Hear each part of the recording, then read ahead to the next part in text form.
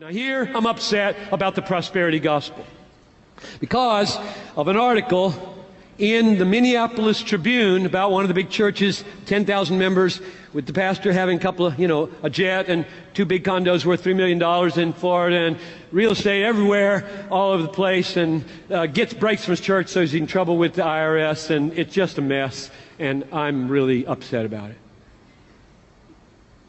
Because in the article, one of the leaders was quoted about being the salt, and I just hit the roof. I just went ballistic.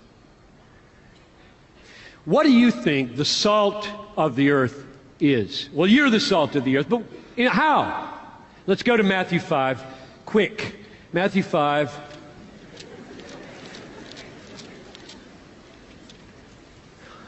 Now, I'm going to experiment with you here. This is my exegetical conviction, and you test it. I'm going to define for you the salt of the earth in terms of God is the gospel. Because I see that in this text in Matthew 5:11 to 16. Blessed are you when others revile you and persecute you and utter all kinds of evil against you falsely on my account. Rejoice and be glad, for your reward is great in heaven. Now, I believe that the reward there is Christ, God, ultimately. I believe in degrees of rewards in heaven, but ultimately every reward is leading to God, and He is the final reward. So, because we have an all-satisfying, glorious, final, high treasure called Jesus Christ or the Father in heaven, we can rejoice in the midst of persecution. Rejoice and be glad in that day, for great is your reward in heaven, for so they persecuted the prophets. You're the salt of the earth. Now, what do you think the salt is? If you just let it flow, let it flow. I'll tell you what it's not. Wealth. And here's why. Prosperity gospel is no gospel because what it does is offer to people what they want as natural people.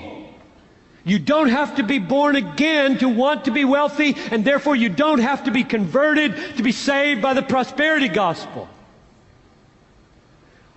When you appeal to people to come to Christ on the basis of what they already want, 1 Corinthians 2 makes no sense. The natural man does not receive the things of the Spirit. They are foolishness to him. Therefore, if you offer to people what they do not consider foolishness in the natural man, you're not preaching the gospel. And the prosperity gospel offers to people what they desperately want as fallen people, gives it to them, and grows huge churches. And we export it to Africa and the Philippines, flying in with our jets, bilking of their money, and going back to our condos worth $3 million. It is horrific what we export as Americans. I can't believe what we tolerate in the church. So I'm on a crusade to crucify the prosperity gospel. I hate the prosperity gospel because I love the glory of God.